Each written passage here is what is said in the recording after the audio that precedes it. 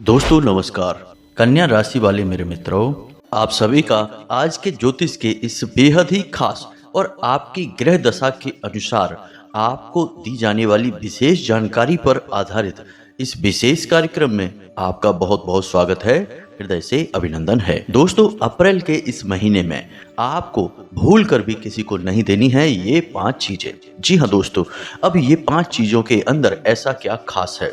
दोस्तों, हम आपको बता दें कि जब भी आपके जीवन में शुभ ग्रहों का निर्माण होता है, शुभ योग बनते हैं, तो ऐसा भी होता है कि आप उन ग्रहों से जुड़ी हुई चीजें दूसरों को अनजाने में ही सही लेकिन दे देते हैं। तो अब उससे यह होता है कि उन ग्रहों की सकारात्मक ऊर्जा जो आपको लाभ पहुंचाने वाली थी, वह दूसरे लोगों को लाभ पहुंचाने लगती है और आपके पास से उस ग्रह की सकारात्मक ऊर्जा चली जाती है। जी हाँ दोस्तों, ऐसा कहा जाता है कि इंसान अपने भाग्य का निर्माण स्वयं करता है, लेकिन इस कहावत को यदि आगे बढ़ाएं तो यह भी कहा जा सकता है कि इंसान अपने दुर्भाग्य का निर्माण भी स्वयं ही करता है, फिर चाहे वह जाने में या फिर अनजाने में। कुछ न कुछ ऐसे कर्म, ऐसी गलतियां कर बैठता है जिससे कि उसके सौभाग्य को दुर्भाग्य में बदलते देर नहीं लगती है। दोस्तों, हम आपको बता दें कि आप इस वीडियो को पूरा देखें। जो भी जानकारी इसमें हम दे रहे हैं वह केवल और केवल आपके ग्रह गोचर के आधार पर है। इन चीजों के बारे में आपको सब कुछ जान लेना बहुत आवश्यक है। हम पहले भी आपको कई वीडियो में इस तरह की जरूरी जानकारी दे चुके हैं, लेकिन आप इन बातों को सुन तो लेते हैं लेकिन जीवन में पूरी गंभीरता से इन्हें उतारते नहीं हैं। याद रखना दोस्तों कि जीवन में जैसे जैसे शुभ ग्रहों के योग बनते हैं, यानी कि जीवन में जब जब खुशियां आने को होती हैं, पीछे पीछे से दुर्भाग्य भी चला आता है। और यदि आपने खुशियों को पहचान नहीं पाया और उन्हें अपने जीवन में स्वीकार नहीं कर पाया, तो फिर दुर्भाग्य तो उनके पीछे खड़ा ही है। तो बस गलती आपकी यह हो जाती है कि जब भी कभी आपको हम कोई ज्ञान की बात बताते हैं तो आप उसे अपने जीवन में नहीं उतारते हैं। इसे आपकी लापरवाही कहें या फिर अनभिज्ञता कहें। आप यदि इन चीजों को अपने जीवन में उतारते भी हैं तो फिर आधा अधूरा ज्ञान ही अपने जीवन में लागू करते हैं, संपूर्ण ज्ञान नहीं। खैर दोस्तों, अब तक जो हुआ सो हुआ, लेकिन अब आगे से ऐसा नहीं होना है। आपको पूरी तरह से सतर्क होना है और अपने सौभाग्य का निर्माण खुद कर लेना है। याद रखें दोस्तों कि देने वाले तो देने को तैयार खड़े हैं, लेकिन यदि आपके अंदर क्षमता नहीं है, पात्रता नहीं है, तो आप ले नहीं पाएंगे। कहने का मतलब कि चाहे ग्रह हो, देवी देवता हो, आपके पितृ पूर्वज हो या फिर आपका अच्छा समय, सब कुछ आपको देने के लिए तैयार तो है, लेकिन यदि आपने पात्रता खो दी है तो फिर आप इन चीजों को ले नहीं पाएंगे और चीजें आपके आसपास से बिखर जाएंगी। कई बार ऐसा हुआ है दोस्तों कि आपको लगने लगा है कि अब आपका संघर्ष समाप्त हो गया है, अब आपके जीवन में खुशियां ही खुशियां होंगी, लेकिन अचानक से परिस्थितियां बदल जाती हैं और सब कुछ पहले के जैसा हो जाता है, यानी कि परेशानियों से भरा हुआ जीवन। लेकिन अब इस बार ऐसा नहीं होने देंगे हम, क्योंकि हम आपको सारी बातें विस्तार से समझाएंगे। बस आपका यह धर्म है कि जब हम मेहनत यहाँ कर रहे हैं आपके लिए, तो आपको भी हमारा वीडियो पूरा देखना है, तभी आपके जीवन में सद्गति आएगी और आपको महत्वपूर्ण जानकारी प्राप्त होगी जिसे आप उपयोग करके अपने जीवन को बदल पाएंगे। याद रखना दोस्तों कि जीवन में चाहे किसी भी प्रकार का बदलाव लाना हो, ज्ञान ही एक ऐसा मार्ग है जिस पर चलकर जीवन बदला जा सकता है। तो चलिए इस महत्वपूर्ण जानकारी को शुरू करते हैं और आज के इस वीडियो को प्रारंभ करते हैं। लेकिन इससे पहले आपसे एक हमारा निवेदन है कि माई को पूरे भाव के साथ याद करिए और कमेंट बॉक्स में एक बार नहीं 3 बार लिखना, जय मां भद्रकाली कृपा करो। माई की पूर्ण कृपा आपको प्राप्त हो, ऐसी हम कामना करते हैं। साथ ही साथ आप अपना नाम और अपना स्थान और अपने जीवन से जुड़ी बड़ी समस्या कमेंट बॉक्स में लिखकर अवश्य भेजें। हम शनिवार की सर्व मनोकामना पूर्ति हवन में आपके नाम से आहुतियां करा देंगे और माई के दिव्य दरबार में आपकी अर्जी भी लगा देंगे। इससे माई की कृपा आपको प्राप्त होने लगेगी। दोस्तों, बस एक निवेदन यही है कि शनिवार के दिन रात्रि को 9 बजे अपने घर के मुख्य दरवाजे पर गाय के घी का एक दीपक अवश्य जलाना, क्योंकि यही वो समय होता है जब हम यहाँ पर आपके लिए हवन और क्रियाएं कर रहे होते हैं। यदि आप दीपक जलाएंगे तो तालमेल सही बैठेगा और माई की कृपा आपको जल्द से जल्द प्राप्त होगी। जब हम प्रयास करेंगे और आप प्रयास करेंगे तो फिर क्यों नहीं तकलीफें दूर होंगी, क्यों नहीं ईश्वर की कृपा आपको मिलेगी। उम्मीद है आप सारी बातें समझ चुके होंगे। तो चलिए वीडियो में आगे बढ़ते हैं। दोस्तों, संसार में यदि हम जीते हैं, काम करते हैं, तो लेन देन तो करना पड़ता ही है। और यह बात भी सत्य है कि बिना लेन देन किए इस संसार में काम चलते भी नहीं है। अब फिर चाहे वह लेन देन किसी भी प्रकार का क्यों ना हो, हमें करना ही पड़ता है। कभी हम अपने परिवार में, कभी हम अपने अड़ोस पड़ोस में, दोस्त यारों के साथ में किसी न किसी प्रकार की चीजों का, रुपए पैसे का लेन देन करते ही रहते हैं। लेकिन दोस्तों, हम आपको बता दें कि हमारी वैदिक संस्कृति में और ज्योतिष शास्त्र में भी कुछ चीजों के लेन देन को पूरी तरह से निषेध माना गया है। इन चीजों का लेन देन भूल कर भी नहीं करना चाहिए। अब सबसे महत्वपूर्ण बात यहाँ पर यह है कि जो भी ग्रह आपके जीवन में शुभ फल दे रहे हैं, उन ग्रहों से संबंधित चीजों का कभी भी लेन देन नहीं किया जाता है। दान देना एक अलग चीज है। अगर हम उन ग्रहों से जुड़ी हुई चीजों का दान करते हैं तो उन ग्रहों की शक्ति और बढ़ जाती है। लेकिन बस यूं ही केवल अपनी मित्रता या अपना रिश्ता निभाने के लिए हम उन ग्रहों से संबंधित चीजों का लेन देन कर देंगे तो निश्चित तौर पर उन ग्रहों की ऊर्जा कमजोर पड़ जाती है। इसी के साथ साथ दोस्तों, हमें जीवन में धीमे धीमे हानियां होना प्रारंभ हो जाती हैं। कुछ ग्रह बेहद क्रूर होते हैं तो वे एकदम से हानि पहुंचाते हैं। वहीं कुछ ग्रह ऐसे होते हैं जो मंद प्रभाव रखते हैं, तो उनके द्वारा दी जाने वाली हानियां भी धीमी होती हैं, लेकिन वे लंबे समय तक प्रताड़ित करते रहते हैं। तो दोस्तों, अब ध्यान से समझिए, आपकी राशि में एक त्रिशंकु योग बन रहा है जिसमें राहु, शनि और बुध एक साथ मिलकर एक ऐसा योग बना रहे हैं जो आपको लाभ पहुंचाने वाला है। जी हाँ दोस्तों, आपके जीवन में बहुत सारे अच्छे पल आने वाले हैं, खास तौर से इस फरवरी माह में। लेकिन यदि आप इन तीनों ग्रहों से संबंधित चीजों का लेन देन किसी व्यक्ति के साथ कर देंगे, फिर चाहे वह आपका कितना ही खास क्यों ना हो, आपका अपना भाई ही क्यों ना हो, तो आपको हानि होगी। आपको जो फायदे पहुंचने वाले होंगे, जो आपको सुविधाएं मिलने वाली होंगी, वे आने वाले समय में नहीं मिलेंगी। उल्टा होगा यह कि हो सकता है कि आपको हानियां ही मिलें, आपके जीवन में कष्ट और परेशानियां ही शामिल हो जाए। तो अब ऐसे में आपको यह जानना बेहद आवश्यक है कि इन ग्रहों से संबंधित चीजें कौन सी हैं और किन चीजों को आपको परहेज करना है। यदि कोई मांगे तो आपको उसे टाल देना है, किसी भी कीमत में देना नहीं है। तो अब ध्यान से समझिए, हम सबसे पहले सबसे खतरनाक और अचानक से मिलने वाले लाभ और हानि के बारे में बात करेंगे। उस ग्रह के बारे में बात करेंगे। उस ग्रह का नाम है राहु। दोस्तों, इस संसार में जब भी कभी किसी इंसान के जीवन में पीड़ा आती है, परेशानियां आती हैं, तो निश्चित तौर पर उसका राहु खराब होता है, क्योंकि राहु के पास केवल सिर है और सिर में राहु का प्रभाव सबसे अधिक होता है। तो पहले जीवन में राहु खराब होता है, वह इंसान को मति भ्रम देता है। जी हाँ दोस्तों, उसकी विचारधारा को खराब कर देता है, दूषित कर देता है। उसके बाद फिर अन्य ग्रहों के दुष्प्रभाव मिलने प्रारंभ हो जाते हैं। जी हाँ दोस्तों, तो अब आप सतर्क हो जाइए, क्योंकि आपकी राशि में भी बन चुका है यही त्रिशंकु योग। अब आपको संभल कर चलना है। कुछ विशेष उपाय होंगे, वो भी हम आपको वीडियो के अंत में बताएंगे, जिन्हें आपको अवश्य कर लेना है। इससे इन ग्रहों से निकलने वाली नकारात्मक ऊर्जा से आप बच जाएंगे।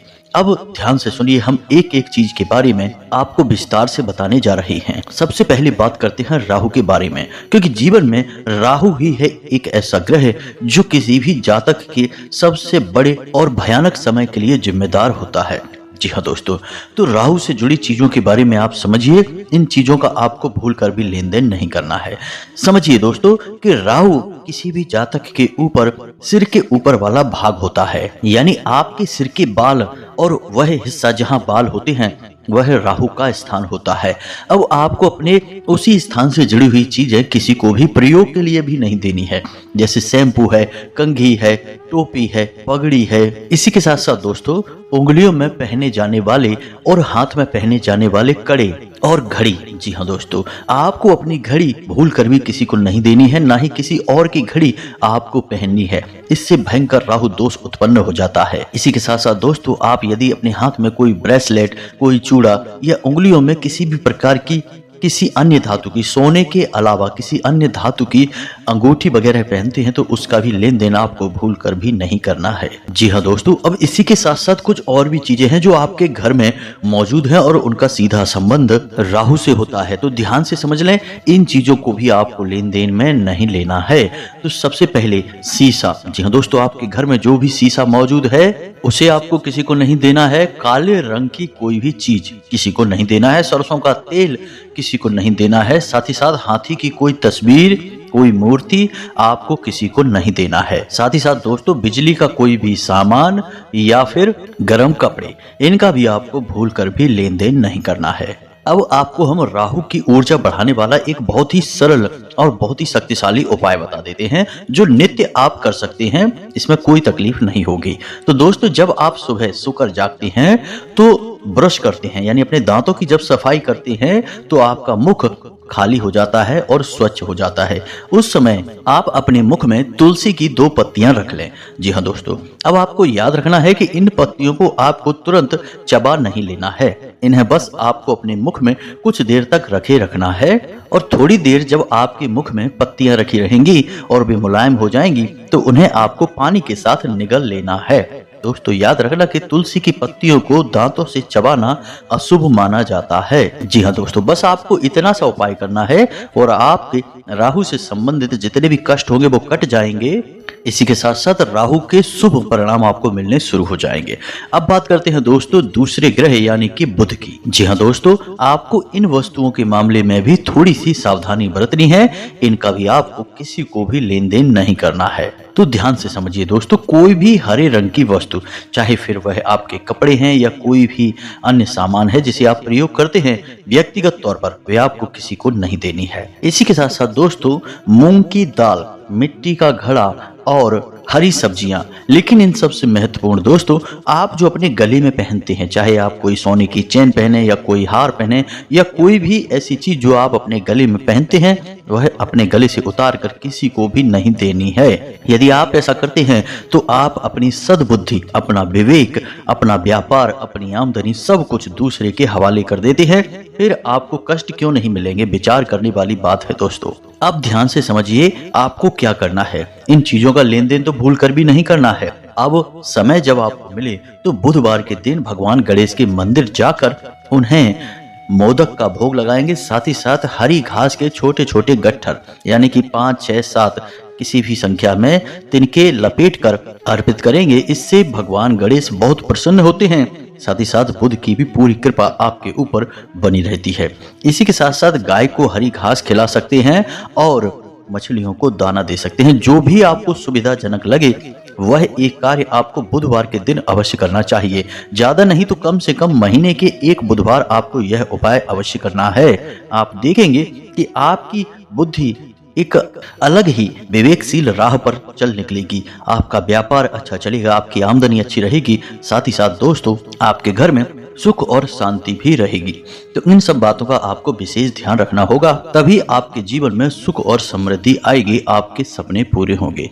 दोस्तों, यकीन मानिए कि इन बातों को यदि आपने अपने जीवन में उतार लिया तो आपके जीवन की दशा और दिशा दोनों पूरी तरह से बदल जाएगी। हम इस बात की गारंटी देते हैं। अब हम बात करेंगे आपके जीवन पर सबसे अधिक प्रभाव रखने वाले, ना केवल इस महीने बल्कि पूरे वर्ष भर, इस एक ग्रह के बारे में। जी हाँ दोस्तों, और आप जानते हैं इस ग्रह का नाम है शनि। जी हाँ दोस्तों, तो आप ध्यान से समझिए, आपके शरीर का निचला हिस्सा यानी कमर से नीचे का हिस्सा शनि का भाग माना जाता है।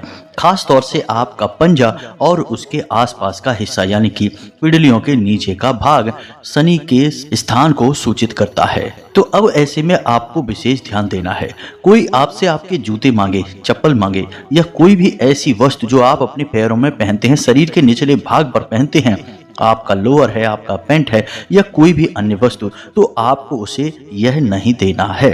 अब यहाँ पर ध्यान देने वाली बात यह है कि आप किसी को नए खरीद कर बाजार से दे सकते हैं, लेकिन अपने प्रयोग किए जाने वाली वस्तु को आपको किसी को नहीं देना है। और यह नियम हमने अब तक जितनी भी चीजें बताई हैं सब पर लागू होता है।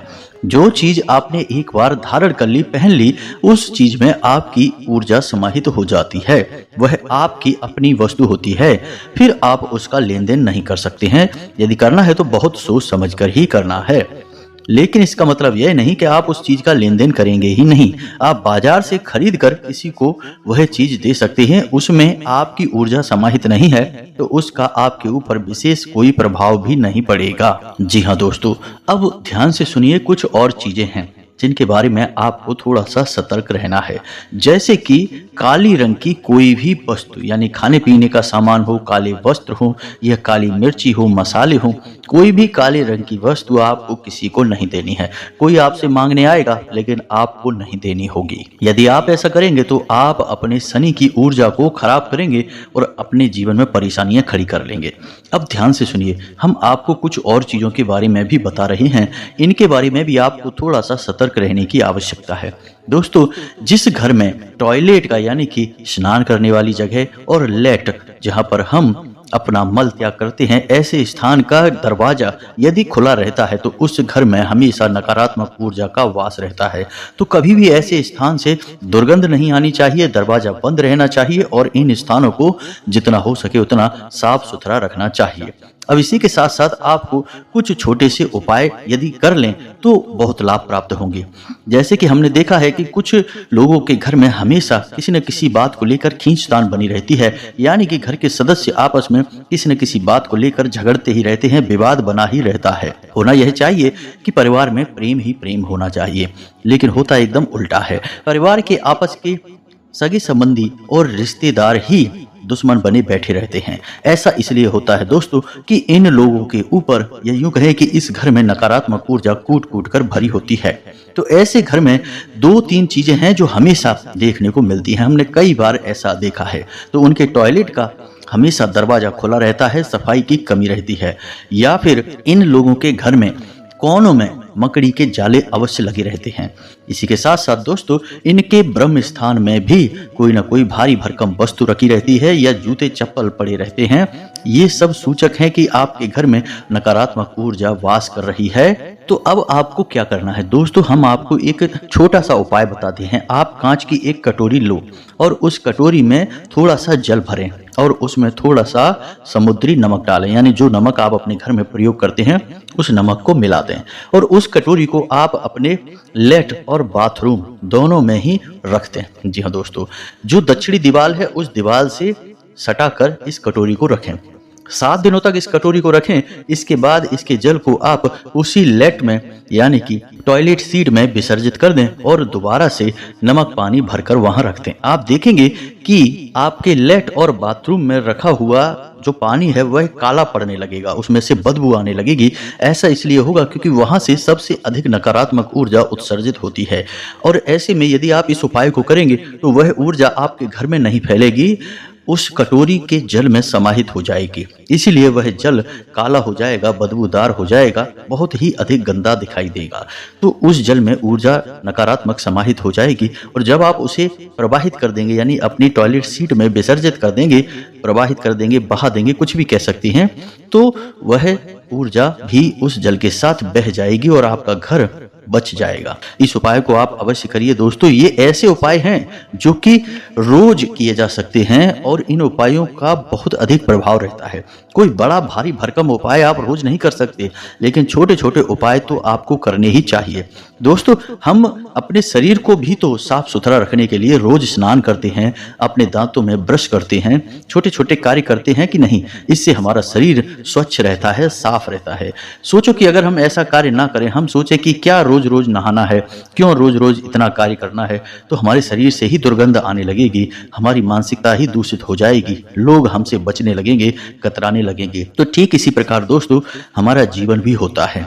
हमें अपने जीवन को भी शुद्ध बनाना पड़ता है, छोटी छोटी क्रियाएं करनी ही पड़ती हैं। तो अब हम आपको एक छोटा सा उपाय और बता दें शनिदेव से संबंधित।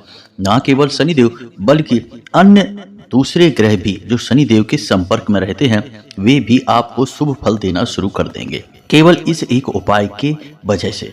तो ध्यान से सुनिए दोस्तों, आपको क्या करना है कि शनिवार के दिन किसी ऐसे मंदिर में जाना है जहां पर पीपल का वृक्ष हो। आपको शनिदेव के ऐसे मंदिर में नहीं जाना है जहां शनिदेव की मूर्ति लगी रहती है। शनिदेव की दृष्टि हमेशा वक्री होती है और वह हमेशा नुकसान ही पहुंचाती है। यह शनिदेव को श्राप लगा हुआ है। अब लोगों को इस विषय पे ज्यादा ज्ञान नहीं होता है तो वे शनिदेव की मूर्ति लगा देते हैं, लेकिन शनिदेव का असली शुद्ध स्वरूप शिला स्वरूप माना जाता है।